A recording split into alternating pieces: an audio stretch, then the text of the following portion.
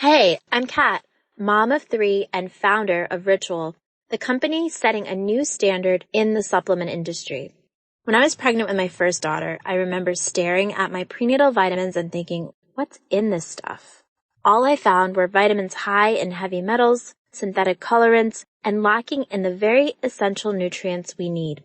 I believe women deserve to know what they are putting in their bodies and why. So at 4 months pregnant, I quit my job to reinvent the prenatal vitamin. We scoured the world for the best quality ingredients, backed by clinical studies and third-party tested for heavy metals and microbes.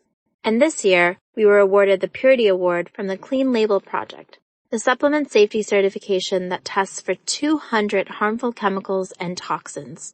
With Ritual, you'll know where your ingredients come from and why we use them. Join our family of skeptics with 40% off your first month when you visit ritual.com/podcast.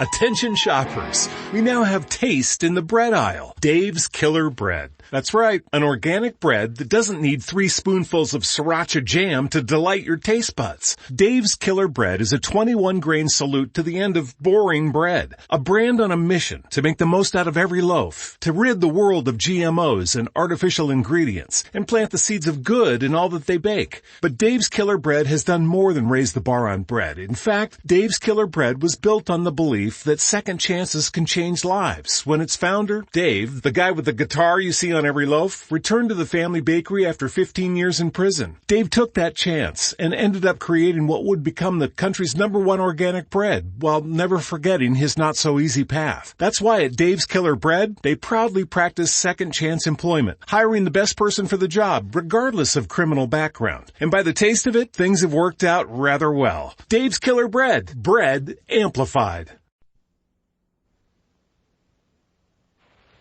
Luster Cream Shampoo for soft, glamorous, caressable hair, and Colgate Dental Cream to clean your breath while you clean your teeth and help stop tooth decay. Bring you Our Miss Brooks, starring Eve Arden.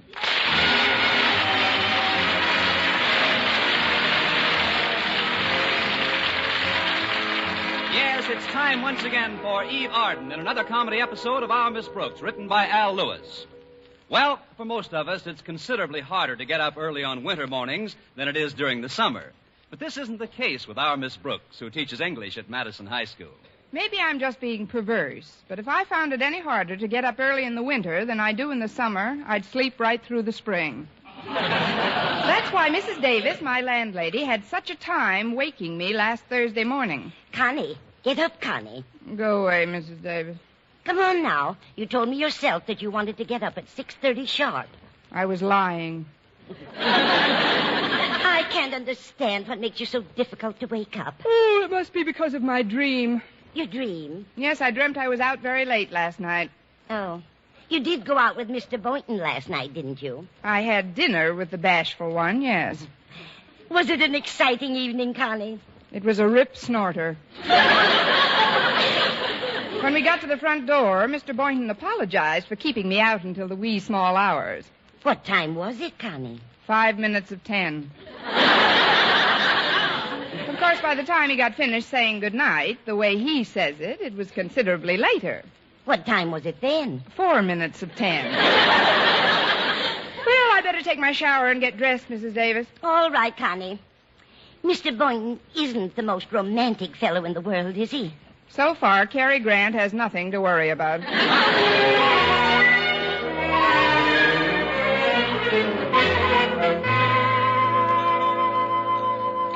Well, this coffee was very good, Mrs. Davis. Oh, I'm glad you like it, Connie. Do you know what I put into the coffee grounds to get that flavor? Don't tell me. I want another cup first. There we are. You want some? No, thanks.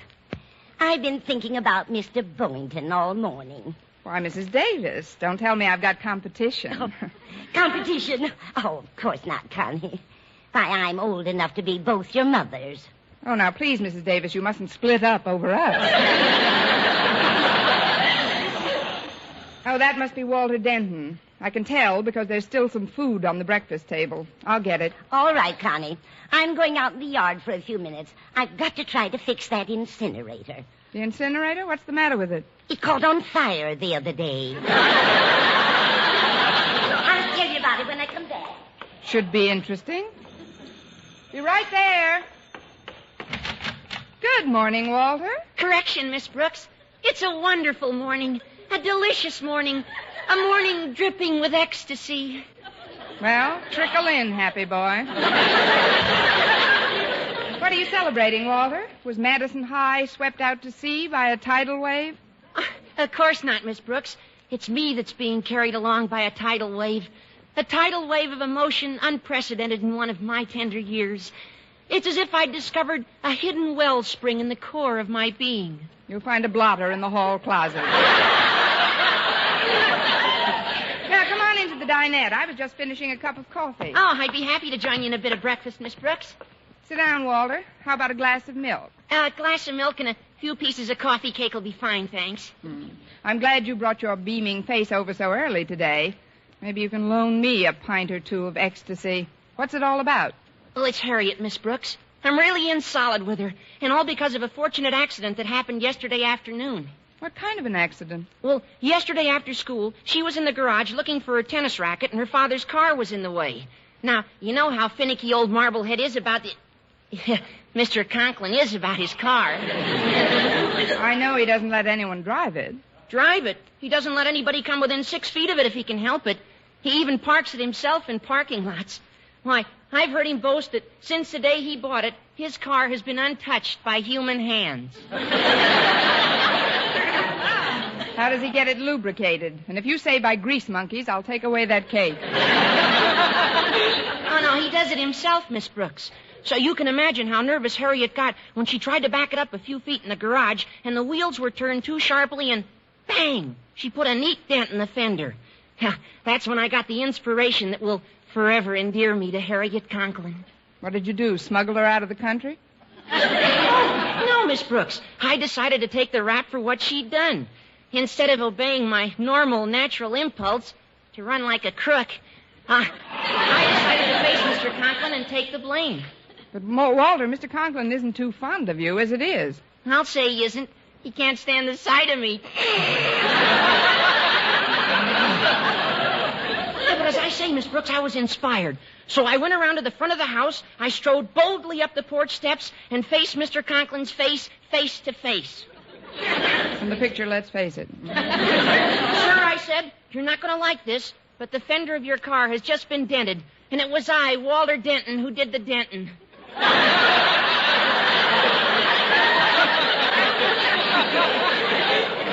You've been reading too much Ogden Nash. What did Mr. Conklin say to that, Walter? He said, Denton, I admire your honesty. That's all he said? Not another word, not another syllable. He just extended his hand and shoved me down the steps. I knew there was some sort of punctuation. But as I landed in the yard below, I felt a warm glow spreading around my heart. I question the geographical accuracy of that remark. No, it's the truth, Miss Brooks. I saw a look in Harriet's eyes she helped me up that seemed to say, Walter Denton, I am forever your slave. And you know something, Miss Brooks? That system would work for you, too. But, Walter, I can't be your slave. The Board of Education has a priority. No, I'm talking about Mr. Boynton. Now, if you want to get in solid with him, all you've got to do is just what I did. What, let Mr. Conklin shove me down the steps? No, Miss Brooks, take the rap for some jam that Mr. Boynton gets into. But Mr. Boynton doesn't get into any jams. How could I possibly take any raps for him? Maybe a jam could be arranged for Mr. Boynton. Mrs. Davis. I couldn't help but hear your conversation, Connie. You couldn't? No, I had my ear to the keyhole. Walter, I want you to know that I think you've got a wonderful idea there. Oh, thanks, Mrs. Davis. Now, it shouldn't be too tough to figure out a way to get Mr. Boynton into some kind of trouble at school. Then you could take the blame for him, and he'd be so grateful. He wouldn't know what to do for you first. But I bet you could tell him.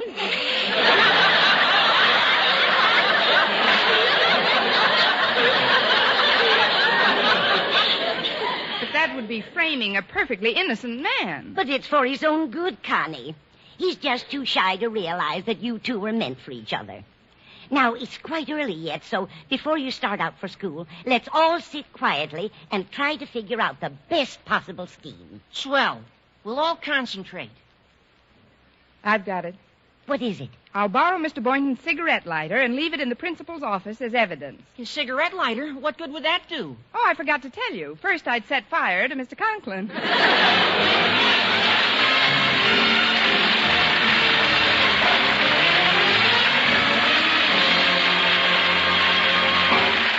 Our Miss Brooks, starring Eve Arden, will continue in just a moment, but first here is Vern Smith. Now, dental science reveals a startling discovery in the fight against tooth decay. Proof that always using Colgate dental cream right after eating helps stop tooth decay before it starts. Continuous research, hundreds of case histories, makes this the most important news in dental history. Eminent dental authorities supervised hundreds of college men and women for over a year. One group always brushed their teeth with Colgates right after eating. The other followed their usual dental care. And here are the amazing results. The group using Colgate dental cream as directed showed a startling reduction in average number of cavities, far less tooth decay. The other group developed new cavities at a much higher rate. No other dentifrice offers proof of these results. And Colgate contains all the necessary ingredients, including an exclusive patented ingredient for effective daily dental care. No risk of irritation to tissues and gums. And no change in flavor, foam, or cleansing action. As always, Colgate's cleans your breath while it cleans your teeth. The Colgate's now at your dealers is the same formula used in the test. Always use Colgate dental cream right after eating to help prevent new cavities, help stop tooth decay before it starts.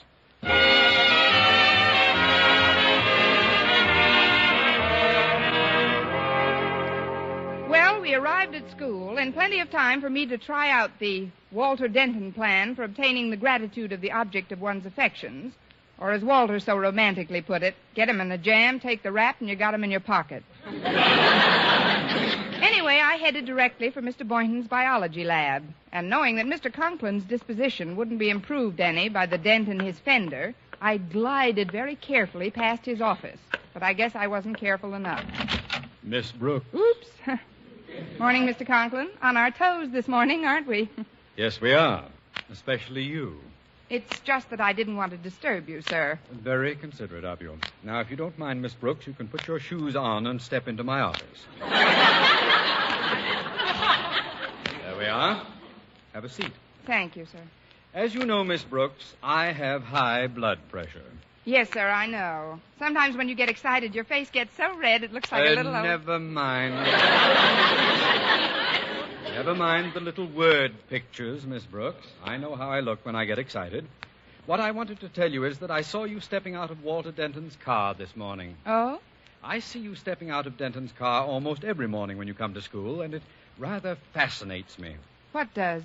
Well, you see, sometimes I park my car right in front of school, sometimes a few yards to the right of it, and sometimes halfway down the block. But do you know something, Miss Brooks?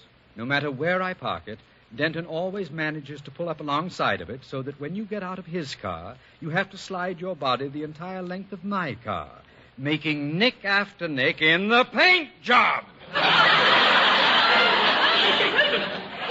terribly sorry, Mr. Conklin. I had no idea I was so abrasive. Well, it's not deliberate, I'm sure. But every third Sunday when I simonize my car, I find a little nick here, a little nick there, here a scratch, there a scrape. Everywhere a scrape. I mean, I can understand your being annoyed, Mr. Conklin, but... I'm glad. You see, Miss Brooks, to me a man's car is a most personal possession. As personal, you might say, as his toothbrush. Well, in the future, Mr. Conklin, you can rest assured that I'll make every effort not to bump into your car. Thanks, Miss Brooks. Oh, before you go, there's one more thing. Yes? Make a little effort to avoid bumping into Mr. Boynton so often, too. You know how I stand on fraternization between faculty members. Mr. Boynton? And me? Why, just put it out of your mind, Mr. Conklin. That's a thing of the past. Oh, really? Of course. Why, if I were the only woman in the world and Mr. Boynton was the last man on earth... Yes, Miss Brooks? I'd like to leave a call for Tuesday.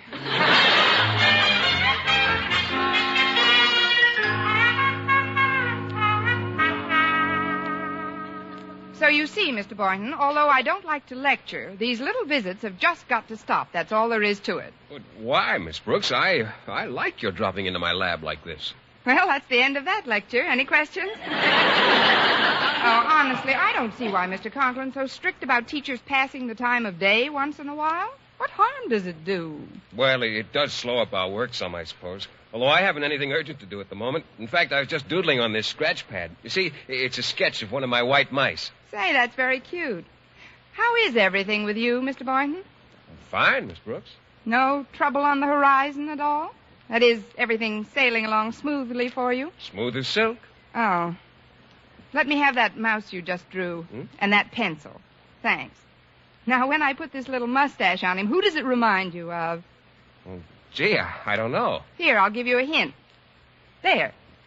Well, when you put his name on it, it does look quite a bit like Mr. Conklin. Say, that reminds me. I've got some reports to turn into him this morning. Oh, I'll do it for you. I'm going right by his office. Are you sure it's no trouble? Trouble? It's my opportunity. I'll be glad to leave these reports for you. See you later, Mr. Boynton. All right, Miss Brooks, and thanks. Now I better tear up that drawing with Osgood Conklin's name on it, or he might... Oh, now, that's funny. It disappeared. Oh, Miss Brooks, just a minute. What is it?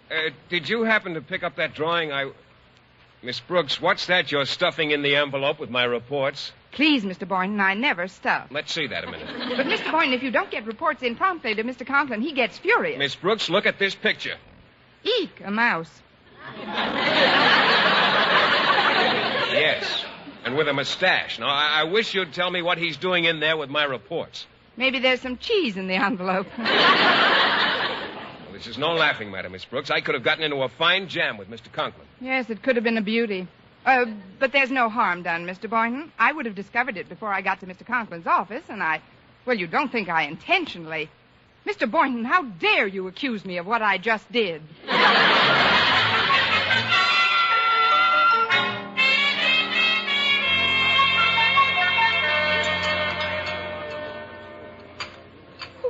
Sitting way over here, Miss Brooks.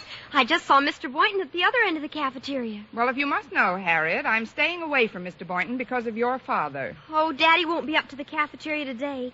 He's been terribly upset since I dented his fender yesterday. Walter Denton took the blame for it, though. He's just an angel, Miss Brooks. Yes, I heard he flew down the steps beautifully. But ever since it happened, Daddy's been on a rampage. He's positive he's got an ulcer. Really? Can he afford one? I'm sorry to hear it. Daddy called the cafeteria a little while ago and had them prepare a special lunch for him to eat in his office. Plain broth and a whole boiled chicken. Walter's bringing the tray over from the steam table now.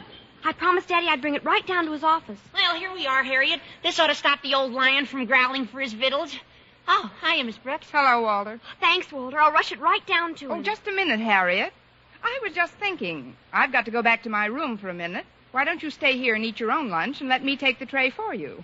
Well, that's very nice of you, Miss Brooks. Oh, it's nothing at all, Harriet. Here, give me the tray, Walter. Are you sure you'll drop it right in Daddy's office? Nothing would give me greater pleasure.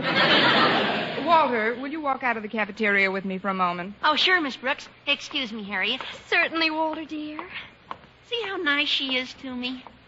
How are you doing, Miss Brooks? Think of any way to get Mr. Boynton into a jam? I think I've got an idea, Walter, but you've got to help me. Yeah? Now, while he's out, I want you to take this tray into Mr. Boynton's laboratory. Just put a little note on it saying compliments of the cafeteria. And whatever you do, don't mention this to Harriet. Yeah, but, Miss Brooks, this lunch belongs to Mr. Quiet, Walter. His office is just a few doors down the hall. You started me on this thing. Now, the least you can do is cooperate. Well, okay, Miss Brooks. I'll put it in the lab right away.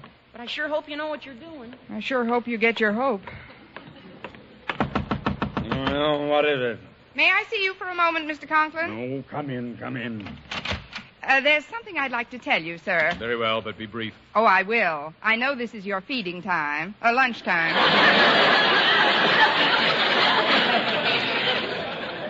It is past my lunchtime. The tray I ordered should have been here a half an hour ago. Well, that's what I came in to talk to you about. It might be some sort of a prank, and although I'm not the one to go in for informing, Mr. Prank? Conklin... Who took my lunch? I don't know, I'm sure. But I thought if you wanted me to, I could inspect some of the laboratories, classrooms, and see who the guilty party might be.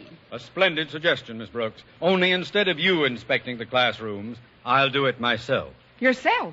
Oh, but you're not a well man, Mr. Conklin. You can't leave this office now. Step aside, Miss Brooks. I'm going to locate my lunch, or else.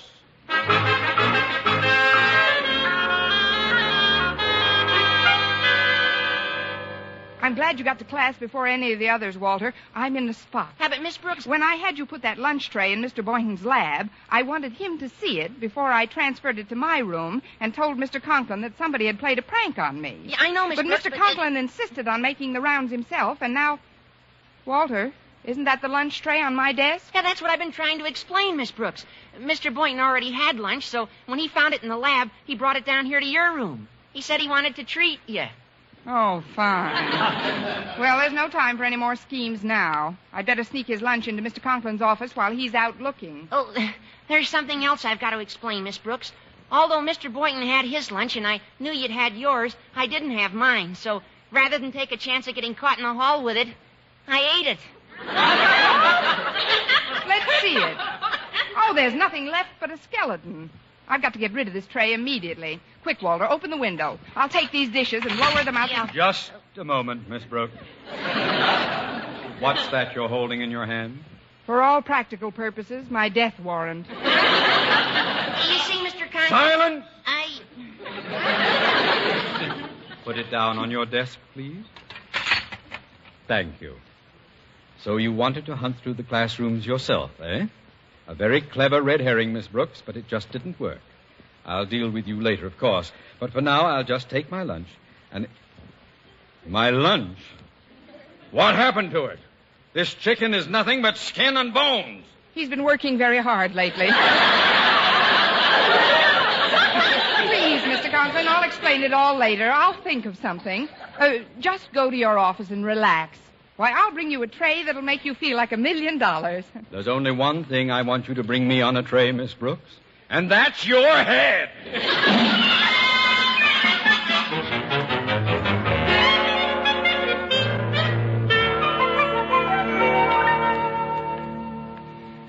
Oh, I'm certainly glad school's over, Mr. Boynton. I thought this day would never end. Oh, me too. Mr. Conklin was in a pretty bad mood, wasn't he? I can't understand it. He's got such a fine teaching staff. You'd think he'd be happy. Well, here's my car, Miss Brooks. If you haven't made any other plans, well, that is, I thought maybe if you didn't have a ride with some other, would you like me to? I'm already in, Mr. Boynton. Oh, fine. I'll get in. Now, we'll just... Uh-oh. Well, I seem to be jammed in between two cars here. Oh, it is pretty tight. Bumper to bumper. Yeah. I'll just have to start my motor and push the car in front of me a bit.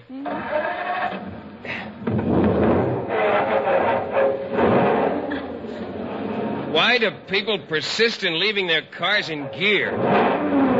You've got enough room now, Mr. Boynton. You can stop pushing the car in front of you. I have stopped. That car's rolling by itself. Miss Brooks, what'll I do? Well, there's nothing you can do. Maybe it'll stop by itself.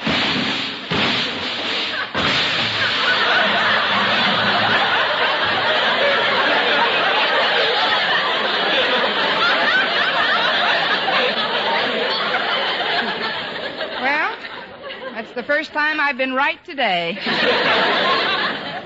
Come on. Oh, look at that fender, crumpled like an accordion. Well, let's see who the car belongs to. Miss Brooks, can you see the certificate on the steering wheel? Quite clearly, Mr. Boynton. It says, and I quote, Osgood Conklin. Osgood Conklin? Well, I guess I'll have to face the music. You wait right here, Miss Brooks. I'm going in and report this to Mr. Conklin.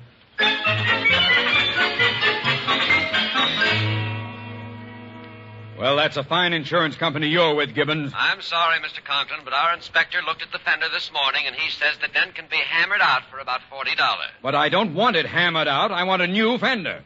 What am I paying insurance premiums for? Sorry, Mr. Conklin, a new fender would cost over $150, and the dent you have doesn't justify it.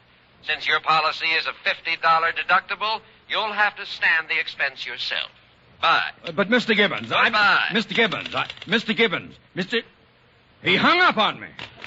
Well, of all the colossal nerve. Oh, pardon me, sir. What do you want, Boynton? I wish to report an accident, sir. An automobile accident. Automobile accident? Anybody hurt? Not yet.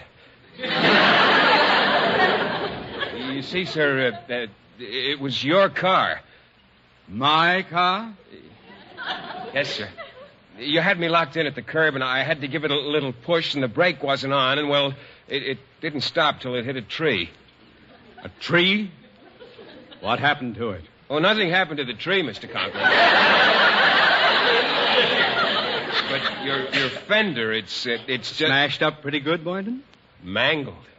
Really wrecked, eh? Oh, Boynton, that's wonderful. Wonderful. You mean you're happy about it? Well, of course. I'll show that insurance company they... Oh, wait a minute. That fender couldn't be hammered out, could it? Oh, definitely not. Attaboy, Boynton! Oh, I won't forget this, my boy. You've done me a real turn. Don't you see? I had a little dent in the fender, but the insurance company wouldn't replace it. But now they'll have to. Do you hear me? They'll have to. Wait! Mr. Conklin, you're barking at the wrong tree.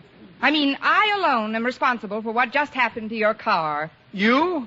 But Mr. Boynton said Never mind what Mr. Boynton said. Now, see here, Miss Brooks, there's no necessity for you to go... Ixnay, Mr. Boynton, I'll handle this. No, Mr. Conklin, I know you're angry at me as it is, but I cannot let an innocent person try to shield me. You can go now, Mr. Boynton. Leave here a free man. But, Miss Brooks... You can thank me some other time. Tonight, say. But I don't understand. Why are you trying to take credit for this, Boynton? Credit? Credit? Look, Mr. Conklin, I don't understand a lot of things that have happened here today, so if you'll excuse me, I'll take Miss Brooks' suggestion and leave here a free man. But, Mr. Boynton, I don't... Now, what's the matter with him? What difference does it make who did what as long as I'm pleased? Miss Brooks, you have no idea what you've just done for me. You're so right. And you, Mr. Conklin, have no idea what I have just done to me. But I told you I'm not angry. Why are you still up a tree? If an English teacher may correct a principal, Mr. Conklin, it isn't a tree that I'm up. What I'm up, and without a paddle, is a creek. Eve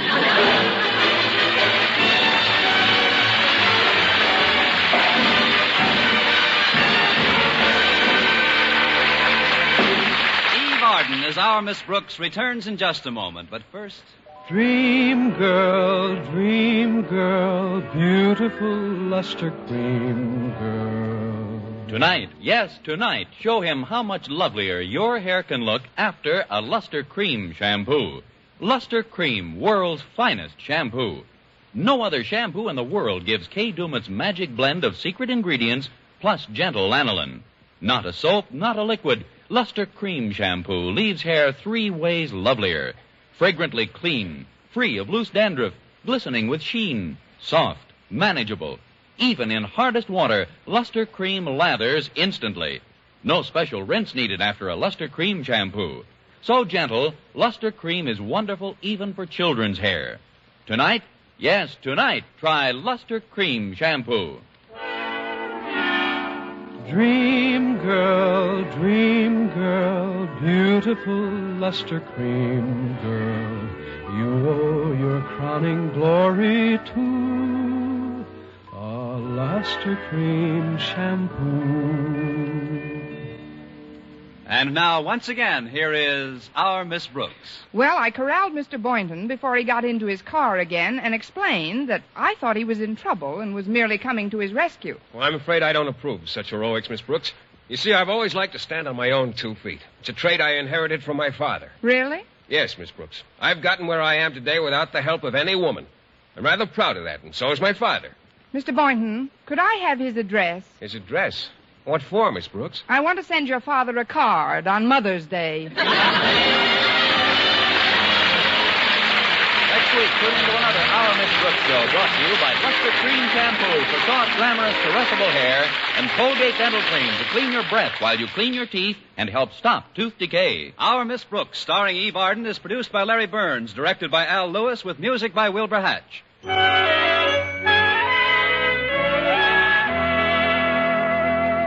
Doctors prove you too may have a lovelier complexion in 14 days. Yes, 36 leading skin specialists proved in tests on 1,285 different women that a new method of cleansing with palm olive soap using nothing but Palmolive, brought new complexion beauty to 2 women out of 3. Just wash your face 3 times daily with Palmolive soap. Each time for 60 seconds, massaging Palmolive's beauty lather onto your skin, then rinse. So start your Palmolive facials today. See what Palmolive soap can do for your complexion in just 14 days. The people in war-torn countries will be increasingly hungry, cold, and ill with the coming of winter. You can help them by sending care packages. Care packages include vital food, clothing, blankets. Care guarantees delivery. Just send $10 to Care, New York. For mystery liberally sprinkled with laughs, listen to Mr. and Mrs. North, Tuesday evening over most of these same stations. And be with us again next week at the same time for another comedy episode of Our Miss Brooks. Bob Lamont speaking. This is CBS, the Columbia Broadcasting System.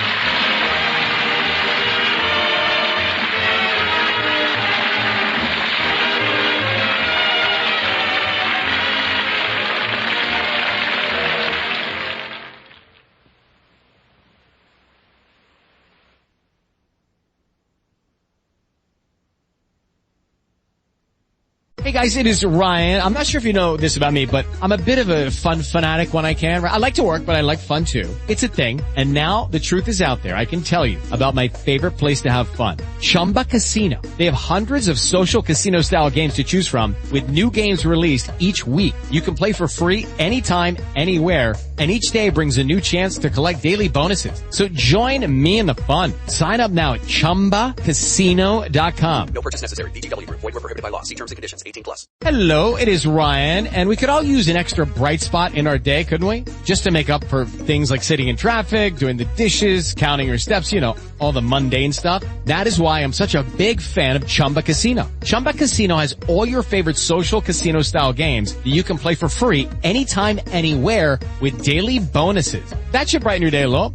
Actually, a lot. So sign up now at ChumbaCasino.com. That's ChumbaCasino.com. No purchase necessary. VGW Group. Void where prohibited by law. See terms and conditions. 18+.